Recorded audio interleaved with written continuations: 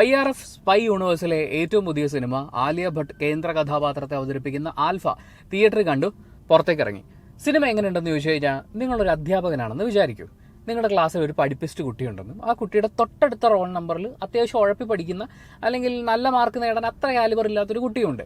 നിങ്ങൾ രണ്ടുപേരുടെയും ഈ ആൻസർ ഷീറ്റ് നോക്കുന്ന സമയത്ത് പഠിപ്പിസ്റ്റ് കുട്ടി ഗംഭീരമായിട്ട് എഴുതി വെച്ചിട്ടുണ്ട്, ഏതാണ്ട് അതുപോലെയൊക്കെ. പക്ഷെ നമുക്ക് തള്ളിക്കളയാൻ പറ്റാത്ത രീതിയിൽ ഈ പുറകിലിരുന്ന കുട്ടി കോപ്പി അടിച്ചു എന്ന് വിചാരിക്കും. പക്ഷേ കോപ്പി അടി നിങ്ങൾക്ക് പിടിക്കാൻ പറ്റില്ല.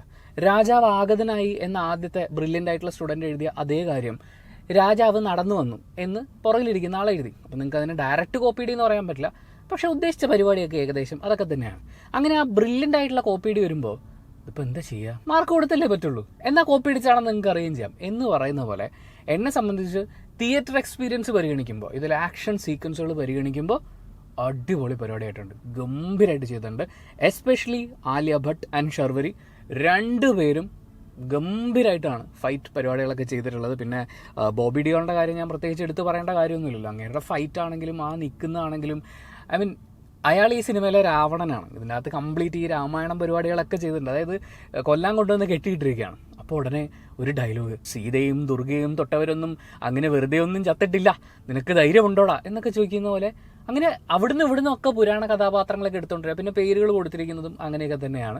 അങ്ങനെ ഒരു രാമായണ പരിപാടി പിടിച്ചിട്ടുള്ള ഒരു സാധനമാണ്. ഇതിൻ്റെ ഇടയിൽ ദേശഭക്തി ഇഷ്ടം പോലെ ഇട്ട് വെച്ചിട്ടുണ്ട്. പിന്നെ നമ്മൾ നേരത്തെ പറഞ്ഞ പോലെ ഓൾറെഡി ഹിറ്റായി മാറിയിട്ടുള്ള ഒരു കൾട്ട് ഫാൻ ഫോളോയിങ് ഒക്കെയുള്ള സൂപ്പർ ഹീറോ സിനിമകളിൽ നിന്ന് നമ്മുടെ ക്യാപ്റ്റൻ അമേരിക്കയുടെ സൂപ്പർ സിറം മുതൽ സൂപ്പർ സോൾജിയർ സിറം മുതൽ ഇങ്ങോട്ടേക്ക് കംപ്ലീറ്റ് സാധനങ്ങളും അടിച്ചു മാറ്റി ഉണ്ടാക്കിയിട്ടുള്ളൊരു സിനിമയാണ്. പക്ഷേ ഫൈറ്റ് പരിപാടികൾ അവരെടുത്തു വച്ചിരിക്കുന്നത്, അതിൻ്റെ ഒരു ടോട്ടൽ വിഷ്വലൈസേഷൻ എല്ലാം കൊണ്ടും അതിൻ്റെ മ്യൂസിക് എല്ലാം കൊണ്ടും തിയേറ്ററിൽ ഒരു അടിപൊളി എക്സ്പീരിയൻസ് ആയിരുന്നു എനിക്ക് ഫീൽ ചെയ്തത്. പിന്നെ ഇതിനകത്ത് ഹൃതിക് റോഷൻ്റെ സാന്നിധ്യം നമ്മൾ ട്രെയിലർ വന്നപ്പോൾ എല്ലാവരും ആ കണ്ണ് കാണുമ്പോഴേ അറിയാം, ഇതൊന്നും വേറെ ആരും പറഞ്ഞു തരേണ്ട കാര്യമൊന്നുമില്ല. അങ്ങനെയുള്ള സമയം മുതലായിരുന്നു, വർത്തായിരുന്നു എന്ന് പറയുന്ന പോലെ അങ്ങനെ ഫീൽ ചെയ്തിട്ടുള്ളൊരു സിനിമയാണ്. ലോജിക്കലി വൻ ശോകമായിട്ടുള്ള, പക്ഷേ ആക്ഷൻ കൊണ്ട് അതിനെയൊക്കെ മറികടന്നിട്ടുള്ള ഒരു സിനിമയായിട്ടാണ് ഞാൻ ആൽഫയെ വിലയിരുത്തുന്നത്. ഇനി എണ്ണിപ്പെറുക്കി പറയാനാണെങ്കിൽ ഇതിനകത്ത് ബോബി ഡിയോൾ ചെയ്തിട്ടുള്ള ക്യാരക്ടർ, അതിൻ്റെ ബാക്ക് സ്റ്റോറിയൊക്കെ കേൾക്കുന്ന സമയത്ത് ഇവരിതും മറ്റേ ഭയങ്കര സസ്പെൻസ്, നമുക്ക് ഫസ്റ്റ് ഷോട്ടിൽ നമ്മൾ മനസ്സിൽ കുറിക്കുന്ന സാധനം ക്ലൈമാക്സ് ആകുമ്പോഴേക്കും പുതിയൊരു ട്വിസ്റ്റ് പോലെയൊക്കെ. അപ്പം മ്യൂസിക് ഇടുന്നു, എല്ലാവരും ഞെട്ടുന്നൊക്കെ കാണുമ്പോൾ എനിക്ക് പച്ചാളം ബാസി പറയുന്നത് കേട്ടിട്ട് തെങ്ങുമൂട് രാജപ്പൻ എക്സ്പ്രഷൻ ഇട്ടതുപോലെ, ഓ ഞങ്ങളങ്ങനെ ഞെട്ടണോ എന്ന് പറയുന്ന പോലത്തെ ഒരു ചോദ്യം ചോദിക്കാനാണ് തോന്നിയത്. അങ്ങനത്തെ കുറേ ട്വിസ്റ്റും പരിപാടികളൊക്കെ ഉണ്ട്. അത് വൻ കോമഡി ആയിരുന്നു. ആക്ച്വലി അത് കണ്ടു കഴിയുമ്പോൾ നമുക്ക് തോന്നുക, ഓ അയാളിട്ടൊരു എഫേർട്ട്, അയാളുടെ ലൈഫിൻ്റെ വർക്കല്ലേ ഇതെന്ന് നമുക്ക് ചിലപ്പോൾ അയാളോട് ബഹുമാനം തോന്നും, ഏത് വില്ലനോടെ. പിന്നെ അനിൽ കപൂർ ഉള്ള സിനിമയിലെ നായകനായാലും നായികയായാലും അവർക്കൊരു ഡാഡി ഇഷ്യൂ നിർബന്ധമാണ്. അനിമൽ സിനിമയിൽ പപ്പ പപ്പ പപ്പ പപ്പ എന്ന് വിളിച്ചുകൊണ്ട് നടക്കുന്ന ഒരു മകനാണുള്ളതെങ്കിൽ ഇവിടെ പപ്പ എന്ന് വിളിക്കാൻ പറ്റാതെ പോയതിൻ്റെ കുറച്ച് വേദനയൊക്കെയാണ് നമ്മൾ കാണുന്നത്. പിന്നെ പപ്പ എന്ന് വിളിക്കുന്ന ഒരാളുണ്ട്. അങ്ങനെ ഈ അച്ഛൻ ഇഷ്യൂസ് ഉള്ള ആൾക്കാരുടെ സിനിമകളിലൊക്കെ അച്ഛനാവാൻ പറ്റിയ ആൾ അനിൽ കപൂർ ബോളിവുഡിൻ്റെ ഒരു പപ്പയായി നമുക്ക് അവാർഡ് കൊടുത്തിരുത്താവുന്ന ഒരാളാണ്. പക്ഷേ പെർഫോമൻസ് ഒക്കെ ഗംഭീരാട്ടോ. ക്യാരക്ടറുമായിട്ട് ബന്ധപ്പെട്ട് ഇങ്ങനെ ഒരു കണക്ഷൻ ഫീൽ ചെയ്തപ്പോൾ പറഞ്ഞേ ഉള്ളൂ. പപ്പ പ്രശ്നങ്ങൾ നമ്മൾ ഒരുപാട് കേട്ടെങ്കിലും പക്ഷെ ആ ഇമോഷൻ കണക്ട് ആവുന്നില്ലായിരുന്നു. ഇതിപ്പം ആലിയയുടെ ഭാഗത്തു നിന്നാണെങ്കിലും ഷർവരി ആണെങ്കിലും അനിൽ കപൂർ ആണെങ്കിലും അതിനകത്ത് നമുക്ക് കിട്ടേണ്ടുന്നൊരു ഇമോഷൻ ഉണ്ടായിരുന്നു. എന്നാൽ അതേസമയം കുറച്ചെങ്കിലും വർക്കായി എന്ന് എനിക്ക് തോന്നിയത് നമ്മുടെ ആലിയ ഭട്ടിൻ്റെ ഈ കുട്ടിക്കാലമായിട്ട് ബന്ധപ്പെട്ടിട്ടുള്ള കുറച്ച് കാര്യങ്ങൾ പറയുന്നുണ്ട്. ഒരു പെർട്ടിക്കുലർ സീനിൽ ഒരു ഫ്ലാഷ് പോലെ അതിങ്ങനെ മിക്സ് ചെയ്ത് കാണിക്കുന്നുണ്ട്.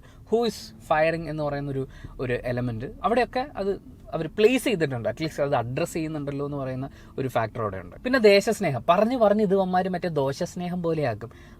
ഐ ലൈക്ക് ദോശ എന്ന് പറയുന്ന പോലെ ഐ ലവ് ഇന്ത്യ എന്ന് പറയിപ്പിക്കുന്ന ദേശസ്നേഹമൊക്കെ ഉണ്ട്. പട്ടാളക്കാർ അങ്ങനത്തെ കുറച്ച് സാധനങ്ങളൊക്കെ പറയുന്നുണ്ട്. പക്ഷേ ഇത് ഭയങ്കരമായിട്ട് അങ്ങ് പുഷ് ചെയ്യുന്നു. ഒരു ആവശ്യത്തിൽ കൂടുതൽ ഞാൻ ഇനി മുതൽ ഇന്ത്യയുടെ ആൽഫയാണ് എന്നൊക്കെ പറയുന്ന പോലത്തെ കുറേ ഡയലോഗുകളൊക്കെ ആഡ് ചെയ്ത് വെച്ചിട്ടുണ്ട്.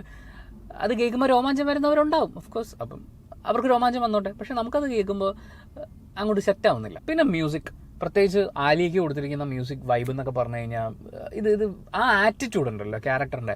ഇപ്പം ഇതുമായിട്ട് ബന്ധപ്പെട്ടിട്ട് ഒരുപാട് ചർച്ചകൾ നടന്നിട്ടുള്ള ആലിയ ഭട്ടിൻ്റെ അതിനകത്ത് ചിരിയുണ്ട്. അതുപോലെ ഫൈറ്റിൻ്റെ സമയത്തൊക്കെ അവർ കൊടുക്കുന്ന ലുക്കുണ്ട്. ഇതൊരു സാധാരണ ഫൈറ്റ് സിനിമയിൽ കാണുന്നതെന്ന് മാറിയിട്ട് ആ ക്യാരക്ടറിന് ഒരു ഡിഫറെൻറ്റ് ഒരു ലെയറുണ്ട്. അപ്പം അതിനെ ഭയങ്കരമായിട്ട് എൻഹാൻസ് ചെയ്യുന്ന രീതിയിലാണ് ഇതിൻ്റെ മ്യൂസിക് പരിപാടികൾ പോയിട്ടുള്ളത്.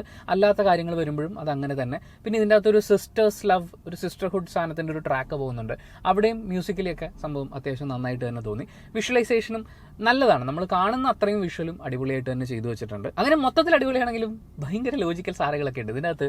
ഈ സൂപ്പർ സോൾജിയർ പരിപാടിയൊക്കെ ഇൻട്രൊഡ്യൂസ് ചെയ്യുന്ന സമയത്ത് ബോബി ഡിയോൾ ഡയലോഗ് പറയും, 1 ഷോട്ട് 1 കിൽ. എന്നിട്ട് ഈ സൂപ്പർ സോൾജിയർമാർ മുഴുവൻ മറ്റേ റൈഫിളിൽ ഇരുന്ന് വെടിവെക്കാം, ഗുഡുഗുഡു ഇങ്ങനെയൊക്കെയാണ് ഒരാളെ കൊല്ലുന്നത്. പക്ഷേ ഇയാൾ ഇവിടെ നിന്ന് പറയുന്നത് 1 ഷോട്ട് 1 കിൽ. പിന്നെ 9 മിനിറ്റൊക്കെ വെള്ളത്തിൻ്റെ ഇടയിൽ മുങ്ങിക്കിടന്നാലും ഒന്നും പറ്റാത്ത സോൾജേഴ്സിനെ ഞാൻ ഉണ്ടാക്കിയെടുത്ത് കഴിഞ്ഞു എന്നൊക്കെ പറയുന്ന ആ സൂപ്പർ സോൾജിയർ പ്രോജക്റ്റാണ്. അപ്പോൾ അത് അങ്ങനെ തന്നെ കാണിക്കണമല്ലോ. ശരിക്കും ഈ ബുള്ളറ്റ് വരുന്നത് കാണുമ്പോൾ, ഇത് ബൈക്കല്ല കേട്ടോ, മറ്റേ ബുള്ളറ്റ് പാഞ്ഞു വരുമ്പോൾ ഒരു ബുള്ളറ്റ് അല്ലേ വരുന്നത്, ചെരിഞ്ഞു കൊടുത്തേക്കാം എന്ന് പറയുന്ന പോലെ മാറുക. ടാങ്കർ ലോറിയൊക്കെ ഒറ്റയ്ക്ക് നേരിട്ട് മറ്റേ നെഞ്ചും വിരിച്ചു നിന്ന് നേരിടുക എന്നൊക്കെ പറയുന്ന നമ്മൾ പണ്ട് തമിഴ് സിനിമയിലും തെലുങ്ക് സിനിമയിലും ഒക്കെ കണ്ടിട്ടുള്ള സാധനങ്ങളെ ഇതിനകത്ത് അവതരിപ്പിച്ചിട്ടുണ്ട്. പക്ഷേ ദേ ആർ സൂപ്പർ സോൾജേഴ്സ് എന്ന് പറയുന്ന ഒരു ഫീൽ അതിനകത്ത് ഉള്ളതുകൊണ്ട് നമുക്ക് അങ്ങനെ കണ്ടിരിക്കാം. പിന്നെ ബ്ലാക്ക് വിഡോ, അങ്ങനെ കുറേ സിനിമകളൊക്കെ അടിച്ചു മാറ്റിയിട്ടൊക്കെ ഉണ്ട്. പിന്നെ ഇതിൻ്റെ അകത്ത് ഈ മറ്റേ ഫീല്, ഇമോഷനൊക്കെ കൊണ്ടുവരാൻ വേണ്ടിയിട്ടുള്ള ശ്രമങ്ങൾ. ഇതിൽ ഒരു യാത്രയുണ്ട്, അതിലൊരു 75 മണിക്കൂർ നീണ്ടു നിൽക്കുന്ന യാത്രയാണ്. ആ യാത്ര എന്ന് പറഞ്ഞാൽ അവരുടെ സേഫ് ഹൗസിലേക്കുള്ള പോക്കാണ്. ഈ അനിൽ കപൂർ വന്ന് പറയുന്നുണ്ട്, ഇത് എൻ്റെ സേഫ് ഹൗസാണ്, ആർക്കും അറിയില്ല എന്ന്.